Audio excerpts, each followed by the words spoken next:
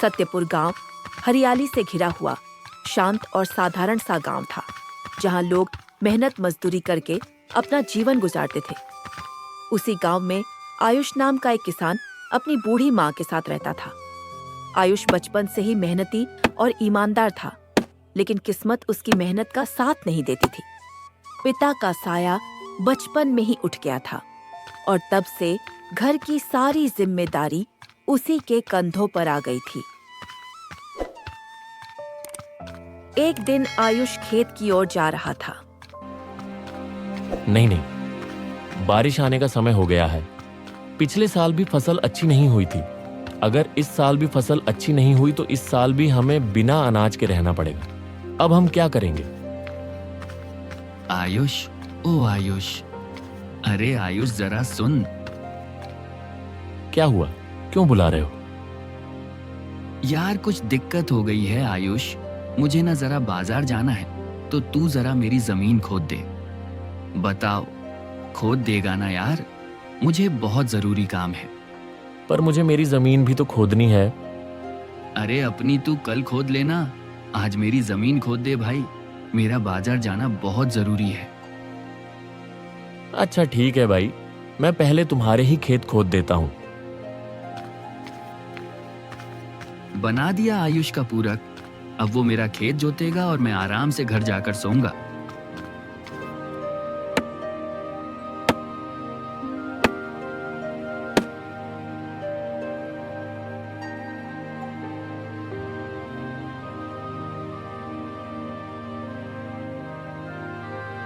यह क्या?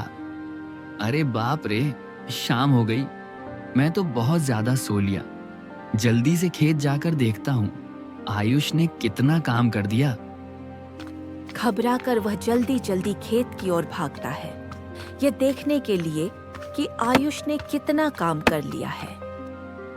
अरे वाह, क्या बात है यार, इसने तो मेरी पूरी जमीन ही खोद दी। वाह, मजा ही आ गया। अरे राघव भैया, आ गए? आपके बाजार का काम हो गया क्या? हाँ भाई, एकदम अच्छे से हो गया। धन्यवाद भाई, बहुत बहुत धन्यवाद। मेरी जमीन का काम करने के लिए तुम्हारा बहुत धन्यवाद। अरे धन्यवाद बोलकर मुझे शर्मिंदा मत करो भाई। आज तुम्हारे बुरे समय में मैं काम आया हूं, तो कल मेरे समय पर तुम काम आ जाना। आखिर हम भी तो एक ही गांव में रहते हैं। हाँ भाई, बिल्कुल सही कहा तुमने, एकदम सही कहा। उस दिन दोनों ने हंसी खुशी बातें की और अपने अपने घर लौट गए। आयुष बेटा, अरे ओ आयुष बेटा, जरा इधर आके कुछ खा ले, फिर खेतों में काम करने चला जाना। मुझे तुझसे कुछ काम भी करवाने हैं। आयुष ने माँ की आवाज सुनी और तुरंत अपना काम छोड़कर माँ के पास चला गया। ये ले आयुष बेटा, थोड़े से चावल बनाए हैं, खा ले। माँ, ये तो आपके हिस्से का है। कल आपने कुछ भी नहीं खाया था। आयुष, तेरी तबीयत ठीक नहीं है, तो ये तू ही खा ले। हे ऊपर वाले, मुझ पर थोड़ा रहम कर। माँ का कष्ट अब मुझसे देखा नहीं जाता। माँ का दुख अब मैं और नहीं सह पा रहा हूं। माँ, मुझे नहीं लगता कि मैं इस जीवन में आपके लिए कुछ कर पाऊंगा। ना तो मैं पैसे कमा पा रहा हूं और ना ही आपको 2 वक्त की रोटी दे पा रहा हूं। आपको इस उम्र में मेहनत करते देख मेरा दिल बहुत दुखता है माँ। सुन आयुष, हर चीज का समय होता है बेटा। जब समय आएगा ना तो सब ठीक हो जाएगा। कभी भी पैसों के पीछे मत भागना। हमेशा सच के रास्ते पर ही चलना और देखना। एक दिन भगवान हमारे भी सभी सपने पूरे करेगा। माँ की बातों ने आयुष के दिल को छू लिया। उसकी आंखों में उम्मीद की एक नई रोशनी जग गई। आयुष माँ की बात सुनकर चुपचाप सिर झुकाकर बैठा रहा। उसके दिल में अब मेहनत करने और माँ का सहारा बनने का संकल्प और भी मजबूत हो गया। एक दिन आयुष खेत की ओर जा रहा था। मन ही मन सोच रहा था कि आज कितना काम पूरा कर पाएगा। तभी उसके सामने राघव आ जाता है और मुस्कुराते हुए उसका रास्ता रोक लेता है। अरे ओ आयुष, कहाँ जा रहे हो? अरे राघव भैया, आज मैं जल्दी जल्दी अपनी जमीन खोदने जा रहा हूं। उसके बाद मधु काका की जमीन भी तो जोतनी है। अरे पर उसके खेत क्यों जोत रहा है तू? अरे राघव भैया, क्या है ना, अब मधु काका की उम्र हो चुकी है तो उनसे अब काम हो नहीं पाता। इसीलिए मैं अपने खेत खोदने के बाद उनके खेत खोदने जाऊंगा। अरे यह सब बकवास है आयुष। उसे काम ना करना पड़े इसलिए उसने तुझे बोल दिया। अरे तू इतना भी सच्चा इंसान मत बन कि लोग तेरा फायदा उठाएं। अरे वो तेरा बेवकूफ बना रहा है। अरे तूने कभी सीधी उंगली से घी निकलते हुए देखा है क्या? घी निकालने के लिए उंगली टेढ़ी करनी पड़ती है। अरे अरे राघव भैया, यह सब मुझसे नहीं होगा। पिताजी की दी हुई जमीन में खेती करके मेरा और मेरी माँ का थोड़ा बहुत तो गुजारा हो ही जाता है। और मेरी माँ कहती है कि हमें सबकी मदद करनी चाहिए। भगवान सब देख रहा है, एक दिन भगवान हमारे भी दुख दूर करेगा। मेरी माँ ने ही मुझे भगवान पर विश्वास करना सिखाया है। अरे तू बस अब इसी भ्रम में रह। अपनी माँ की बातों में आ जाता है। इतना बड़ा हो गया है तू। अरे माँ सही कहती है, माँ के बारे में कुछ मत बोलना। एक दिन देखना, ऊपर वाला मेरी बहुत मदद करेगा। वह हमारे सारे दुख दूर कर देगा। राघव के ताने सुनकर आयुष थोड़ी देर चुप रहा, लेकिन उसके मन में माँ की बातें और भी गहराई से गूंजने लगी। उसने ठान लिया कि चाहे लोग कुछ भी कहें, वह सच्चाई और ईमानदारी के रास्ते से कभी नहीं हटेगा। आयुष की आंखों में विश्वास की चमक साफ दिखाई दे रही थी। राघव उसकी बातों पर हंसकर आगे बढ़ गया, लेकिन आयुष मन ही मन अपनी माँ की सीख को याद करके और भी मजबूत हो गया।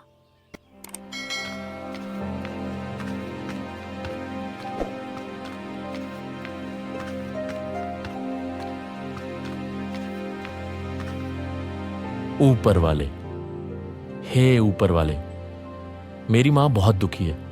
मुझे थोड़ा पैसा दे दो ना, जिससे मैं अपनी माँ के सारे दुख दूर कर सकूं, उन्हें अच्छा खाना खिला सकूं। ऊपर वाले, हमारी मदद करो।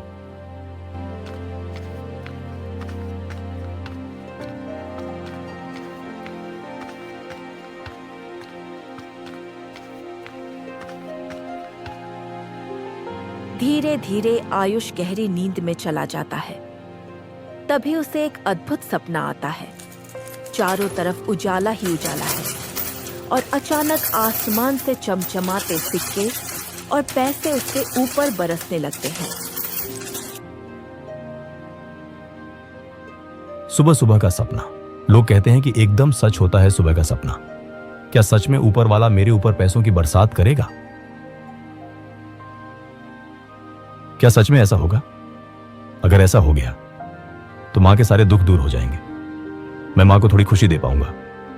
मां तो बहुत खुश हो जाएगी। मां, ओ मां, अरे मां सुनती हो? मां, मैंने सपना देखा मां। ऊपर वाला मेरे ऊपर पैसों की बारिश कर रहा था।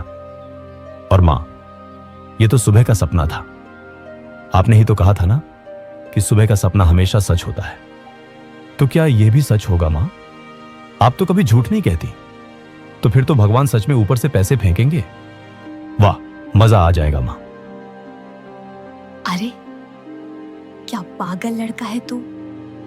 अगर तेरे भाग्य में होगा तो तुझे जरूर मिलेगा। लेकिन अभी इन सब ख्यालों को छोड़, पहले खाना खा ले और फिर खेत में जा काम करने। आयुष माँ की बात सुनकर चुपचाप खाना खाने बैठ गया। लेकिन उसके मन में बार बार वही सपना घूम रहा था। खेत की कच्ची दीवारों से छनकर आती धूप उसकी मासूम आंखों में चमक रही थी, मानो ऊपर वाला सच में उसका साथ देने ही वाला हो। आयुष ने ठान लिया कि चाहे हालात कितने भी कठिन क्यों ना हो, वह मेहनत और सच्चाई से कभी पीछे नहीं हटेगा।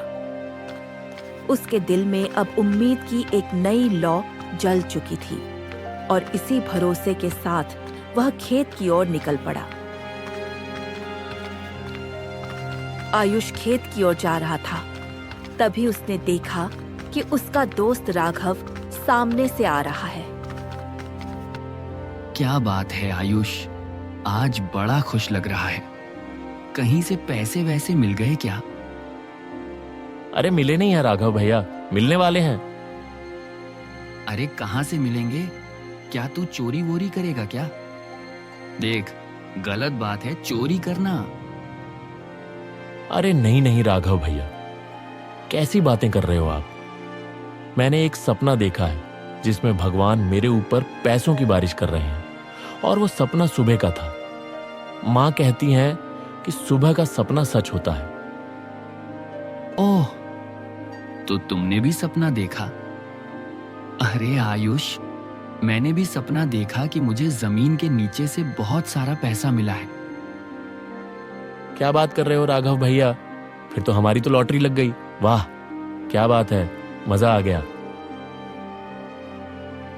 यह कहकर आयुष अपने काम पर निकल जाता है और उसका दोस्त राघव मुस्कुराते हुए कहने लगता है, अरे कितना बड़ा बेवकूफ है ये, सपनों पर यकीन करता है, मानो आसमान से सोने की मोर गिर जाएगी इसके ऊपर।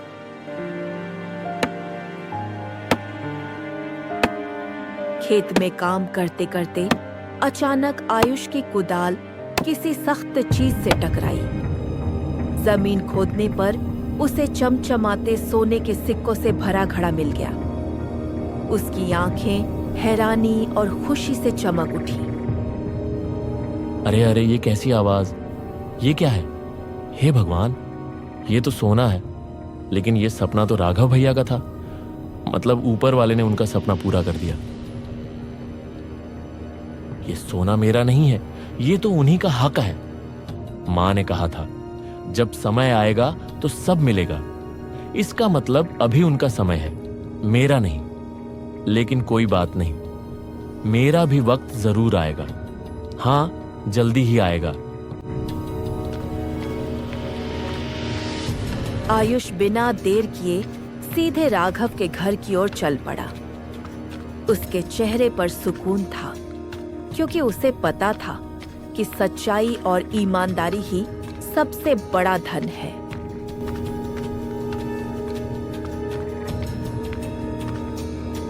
क्या हुआ आयुष, मेरे घर कैसे आना हुआ? तुम्हारा सुबह का सपना सच हो गया है क्या? ऊपर से पैसे गिरे क्या तुम्हारे ऊपर? जल्दी बताओ, गिरे क्या ऊपर से पैसे?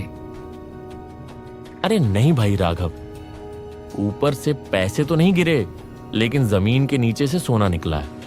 वही सोना जो तुम्हारे सपने में आया था, मेरी जमीन में मिला है। यार तुम तो बहुत लकी हो भाई, तुम्हारा सपना सच हो गया। चलो अब जल्दी चलो, तुम्हारा सोने का घड़ा तुम्हारा इंतजार कर रहा है।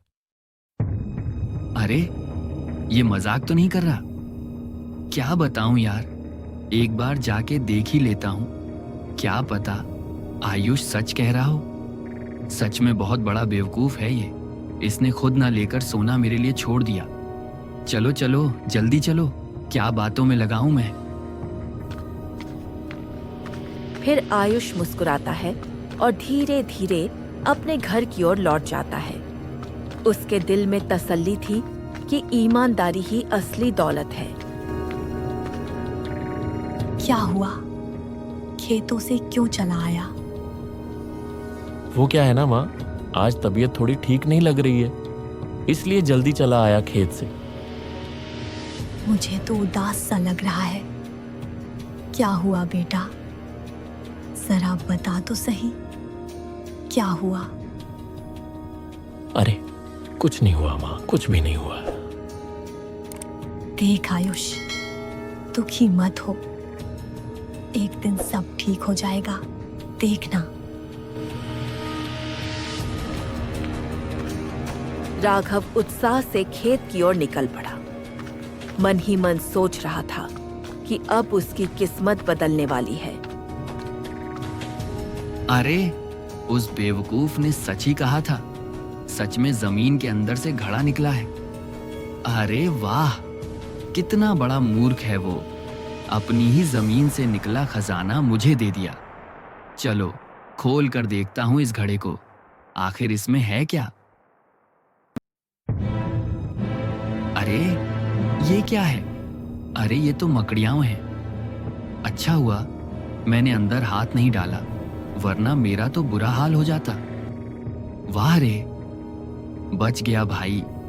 ये तो जहरीली कीड़े हैं, अगर मुझे काट लेती तो मैं यहीं मर जाता। ऊपर वाला ही बचा लिया मुझे। लेकिन ये आयुष तो बड़ा शातिर निकला। मुझे फंसाना चाहता था, मुझे तो मारना ही चाहता था। ठहर, अभी आता हूं तेरे घर, तुझे छोड़ूंगा नहीं। यही मकड़ियां तेरे घर पर फेंक दूंगा। जब ये तुझे काटेंगी तभी तुझे समझ आएगा कि असली शैतानी किसने की। राघव गुस्से से घड़ा उठाकर आयुष के घर की छत पर चढ़ गया। उसने बिना सोचे समझे पूरा घड़ा उलट दिया। अचानक उसमें से सोने की चमकदार मोहरे और जेवरात बाहर बिखर गई।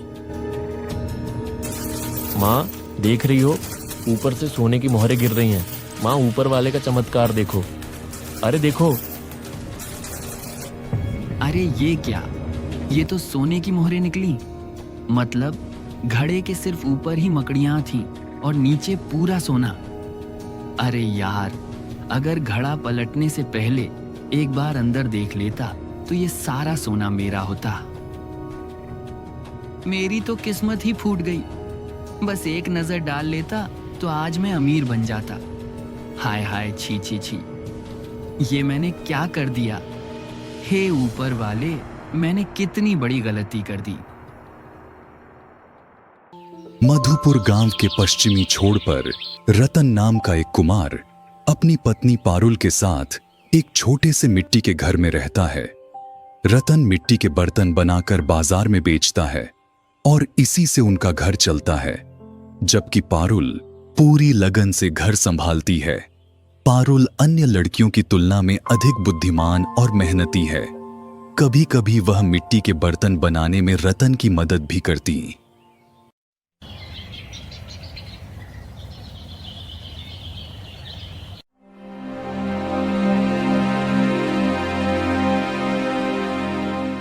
अरे सुनते हो, तुम्हारा अब तक काम खत्म नहीं हुआ। देखो सूरज तो सिर पर आ गया है। कब से बैठे हो? आज बाजार नहीं जाओगे? क्या क्या खाओगे या फिर इस मिट्टी से ही पेट भरोगे? अरे कौन है? ओ तुम हो? हाँ हाँ, बस हो ही गया। यह मिट्टी खत्म हो जाए फिर बाजार जाऊंगा। अभी भी मिट्टी खत्म नहीं हुई? अच्छा ठीक है, जल्दी खत्म करो और जाओ। बहुत देर हो चुकी है और ज्यादा देर करोगे तो कुछ नहीं मिलेगा। हाँ हाँ, बस हो गया, अब जा रहा हूँ।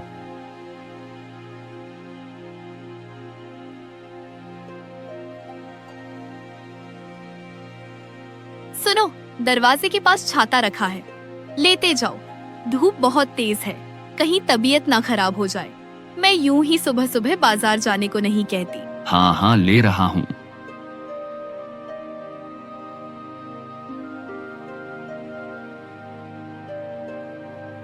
उसी गांव के उत्तर दिशा में जोधू नाम का एक और कुमार रहता है।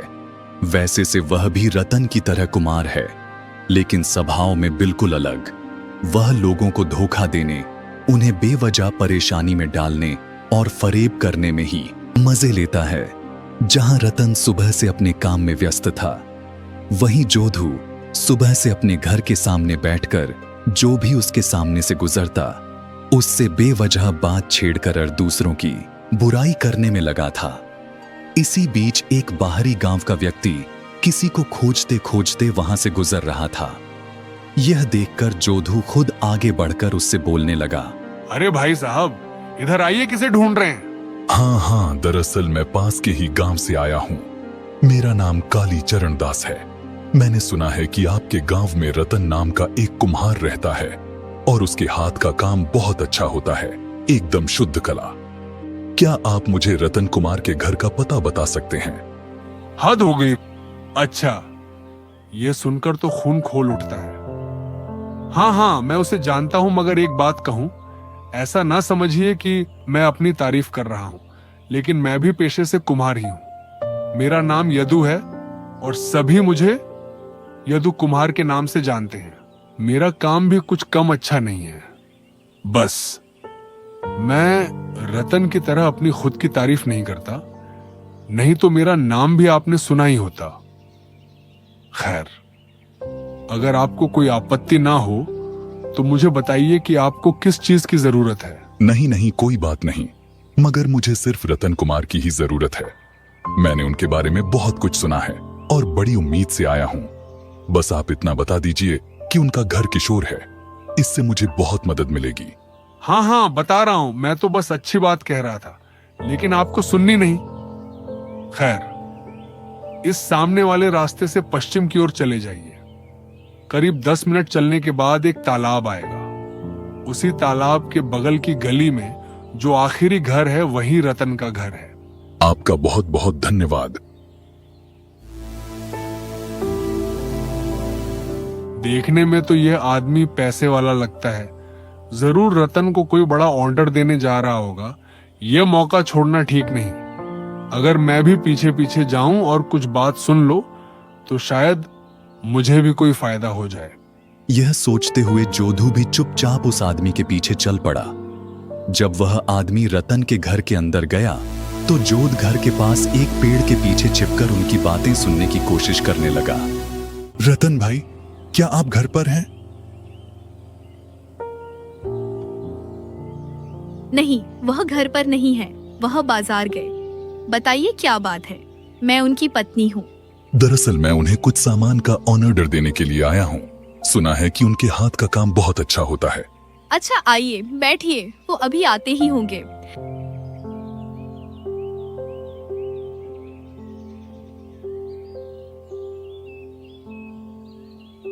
अरे देखो, ये आ गए। ये तुम्हें कुछ ऑर्डर देने आए हैं। तुम इनसे बात करो, मैं तालाब से पानी भरकर लाती हूँ। भगवान का बहुत बहुत धन्यवाद, कई दिनों से कोई ऑर्डर नहीं आया था। अरे वो पेड़ के पीछे कौन खड़ा है? कोई छिपकर हमारे घर की बातें सुन रहा है। देखूं तो कौन है? अरे यह तो जोधू दादा है।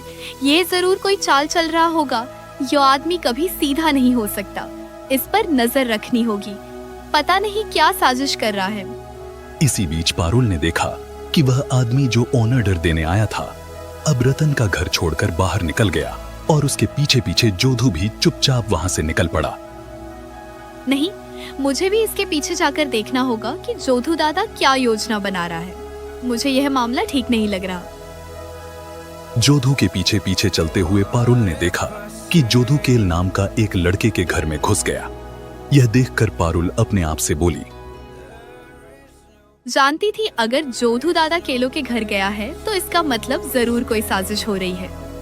मुझे चुपके से उनके घर के पीछे जाकर सुनना होगा कि यह दोनों क्या बात कर रहे हो।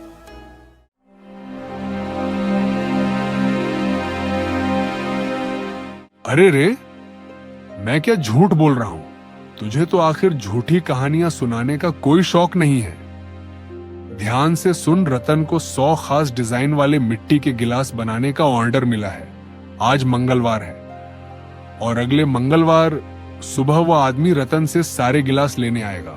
हमें जो भी करना है सोमवार रात को ही करना। सब समझ गया, लेकिन करना क्या है? कुछ सोचा है? ऐसा कुछ करना होगा जिससे रतन की बदनामी हो जाए और उसका सारा काम तुझे मिलने लगे। अरे हाँ रे हाँ, क्या तू मुझे बेवकूफ समझता है? मैंने पहले से ही सोच लिया है। अब ध्यान से सुन, सोमवार रात को तू एक बाल्टी पानी लेकर रतन के घर में चुपके से जाएगा। वहां रखे 100 गिलासों में पानी डालकर चलाएगा। बस फिर जो होना है वह रात भर में हो जाएगा।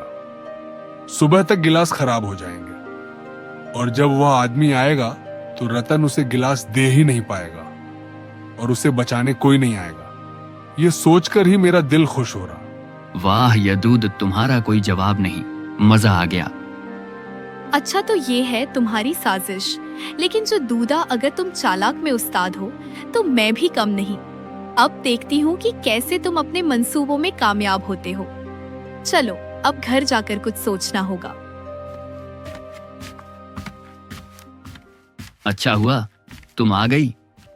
वह आदमी मुझे 100 आकृति वाले गिलास बनाने का ऑर्डर देकर गया है। कई दिनों बाद अच्छा खासा पैसा घर आएगा। हाँ सही कहा तुमने, बस ध्यान से गिलास पर नाना। और हाँ, कल जब तुम बाजार जाओगे तो मेरे लिए 100 प्लास्टिक के गिलास भी लेते आना, यह बहुत जरूरी है, भूलना मत। प्लास्टिक के गिलास और वो भी 100, इनका क्या करोगी? ऑर्डर तो मिट्टी के गिलास का मिला है। ओहो, तुम नहीं समझोगे, जो कहा है बस वो लाकर दे देना। अच्छा ठीक है, लेकिन पता नहीं तुम्हारे दिमाग में क्या चल रहा है। समझने की जरूरत नहीं, अब तुम अपना काम करो, मैं खाना बनाने जा रही हूँ। अच्छा ठीक है। अरे सुनो, उठो, सुबह हो गई, तुम्हें काम पर लगना है। हाँ हाँ उठ रहा हूँ। हाँ जल्दी से उठो और अपना काम शुरू करो। और हाँ, 8 बजे तक बाजार निकल जाना। हाँ हाँ आज देर नहीं करूँगा। ठीक है, तुम जाओ, मैं कपड़े बदलकर चाय बना रही हूँ। इसके बाद दोनों अपने अपने कामों में लग जाते हैं। रतन अपनी मिट्टी के गिलास बनाने में और पारुल अपनी तैयारी में। जाओ बाजार से सामान ले आओ, और हाँ, जो कल लाने के लिए कहा था वह भूलना मत। अच्छा ठीक है। यह कहने के बाद पारून घर के अंदर चली जाती है और रतन बाजार के लिए निकल पड़ता है। कुछ देर बाद रतन बाजार से लौटकर दरवाजे के पास एक बोरी लगता है और उनको आवाज देता है। अरे सुनो, बाजार का सामान ले लो। अच्छा आ गए, दो और बताओ, गिलास लाए हो ना? हाँ लाया हूँ, दरवाजे के पास रखे हैं। लेकिन इनका क्या करोगी? अरे बताया तो था कि जरूरी काम है, सही समय पर सब समझ आ जाएगा। पता नहीं तुम्हारे दिमाग में क्या चल रहा है। बस जब गिलास तैयार हो जाए तो मुझे बताना, मैं जैसे कहूँगी वैसे करना। क्यों, अब क्या करना होगा? बस जो कहूँ वही करना, तुम्हारा कोई नुकसान नहीं होगा। अच्छा ठीक है, वैसे भी तुम्हारी बातें मानने के अलावा और कोई चारा नहीं। इसके बाद रतन मिट्टी के गिलास बनाने में जुट जाता है और पारुल भी अपने काम में लग जाती है। हफ्ता इसी तरह बीत जाता है और सोमवार रात आ जाती है। चलो आखिरकार बायना पूरा हो गया। अब बस कल सुबह आदमी को गिलास देकर निश्चिंत हो जाऊंगा। हाँ, सब कुछ तैयार हो गया, मैंने भी जो करना था कर लिया, अब बस समय का इंतजार करना है। लेकिन तुमने क्या किया और किसका इंतजार? थोड़ा इंतजार करो, सब कुछ साफ हो जाएगा। अब कुछ मत सोचो, बस चुपचाप सो जाओ और कमरे की बत्ती बुझा दो। ठीक है, बुझा रहा हूँ। रतन बत्ती बंद कर देता है और दोनों चुपचाप लेट जाते हैं। कुछ मिनटों के बाद घर के बाहर हल्की हल्की आवाजें सुनाई देती हैं। कौन है? चुप रहो, लगता है शिकार जाल में फंसने वाला है। घर के बाहर केलो चुपके से एक बाल्टी पानी लेकर आंगन में आता है। वह आंगन में कपड़े से ढके एक ढेर को देखकर मन में सोचता है, यही है ग्लास, एक बार कपड़े हटाकर देख लेता हूँ। हाँ, यही मिट्टी के ग्लास है। कितने सुंदर डिजाइन किए हुए हैं। लेकिन रतन दा, तुम्हारी किस्मत खराब है। भगवान की मर्जी यही है कि तुम्हें सुख नहीं मिले। यह कहते हुए केलो जदू की योजना के अनुसार पूरी बाल्टी पानी गिलासों पर डाल देता है। पानी गिरने की आवाज सुनते ही पारुल और रतन कमरे से बाहर आ जाते हैं। क्या हुआ किलोदा, रुको, भागना मत, जरा देख तो लो, जो करने आए थे वह सही से हुआ या नहीं। हे भगवान, केलो मेरे सारे गिलासों पर पानी डाल दिया। अब मैं क्या करूं? कल सुबह आदमी को क्या दूंगा? इतना घबराओ मत, सब ठीक है। तुमने कहा था ना कि गिलास तैयार होने के बाद उन्हें अच्छे से प्लास्टिक से ढक कर रखना। हाँ, और मैंने वैसा ही किया था। अरे मैंने क्या किया था, तुम्हारे लाए हुए प्लास्टिकों के गिलास को मिट्टी जैसा रंग कर सुंदर डिजाइन बनाकर ऊपर रख दिया था। फिर असली गिलासों को मैंने अच्छे से छुपा दिया था। मतलब मैंने जिन गिलासों पर पानी डाला वह असली नहीं थे। बिल्कुल नहीं कलोदा, वह सिर्फ प्लास्टिक के गिलास थे। देखो, तुम्हारे पानी डालने से उनका रंग धुल गया और प्लास्टिक बाहर आ गया। तुम्हें क्या लगा मेरे पति सीधा साधा है तो तुम लोग उसकी मेहनत पर पानी फेर दोगे? मैं जब तक जिंदा हूँ तुम्हें और छोड़ू को ऐसा कभी करने नहीं दूंगी। तुम दोनों ने मिलकर यह काम किया है। मैं तुम दोनों को छोड़ूंगा नहीं। तुझे यही बात कर रखूंगा और कल सुबह यादों को उसके घर से पढ़कर पंचायत में ले जाऊंगा। वहीं तुम दोनों का फैसला होगा। नहीं रतन, मुझे छोड़ दो, मैंने कुछ नहीं किया। यदुदा ने कहा था कि अगर तुम्हारे गिलास खराब हो जाए तो उसे ये बायना मिल जाएगा और फिर वो भेजकर मुझे बख्शीश देगा। मैं तुम्हें अभी बांधूंगा। तुझे समझ में आ जाएगा कि दूसरों को नुकसान पहुंचाने का क्या अंजाम होता है। यह कहकर रतन केलों को आंगन में एक पेड़ से कसकर बांध देता है। फिर वो पारुल की तरफ मुड़कर कहता है, तुम जैसी समझदार पत्नी पाकर मैं धन्य हो गया। आज तुम्हारी वजह से मैं एक बड़े नुकसान से बच गया। ऐसा मत कहो, तुम्हें मुसीबत से बचाना मेरा कर्तव्य है। असल में जिस दिन वह आदमी तुम्हें बायना देने आया था, मैं तालाब गई थी, याद है ना? हाँ, याद है। जब मैं तालाब की ओर जा रही थी तो मैंने देखा कि जोधू हमारे घर के पास वाले पेड़ के पीछे छिपा खड़ा था। मैं पहले से ही जोधू के स्वभाव को जानती थी, इसीलिए मैंने चुपचाप उसका पीछा किया और देखा कि वह केलों के घर में घुस रहा था। क्या सच में? हाँ, फिर मैं उनके घर के पास छिपकर उनकी बातचीत सुनने लगी और उनकी पूरी साजिश समझ गई। सब कुछ भगवान की इच्छा से हुआ। हम तो सिर्फ एक सरिया थे, इसीलिए मुझे धन्यवाद मत दो, भगवान को दो।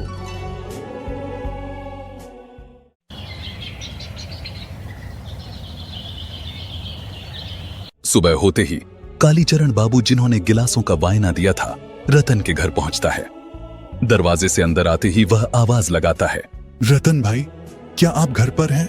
आइए आइए बाबूजी, बैठिए। नहीं नहीं, आज बैठने का समय नहीं है। मुझे गिलास लेकर बहुत दूर जाना है। वैसे जो गिलास बनाने को कहा था वैसे ही बने ना?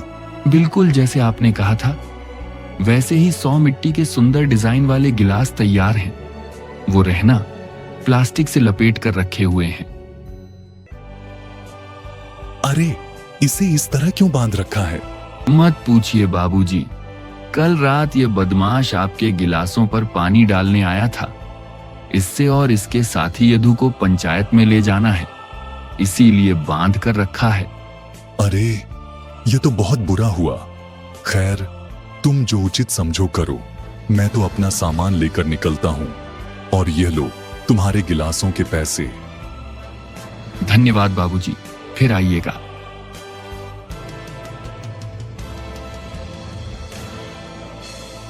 चल बे, अब तुझे लेकर यदु के घर चलूंगा।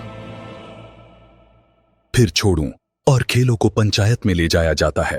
रतन पूरी बात बताता है और पंचायत जोड़ू और खेलों को दोषी करार देती है।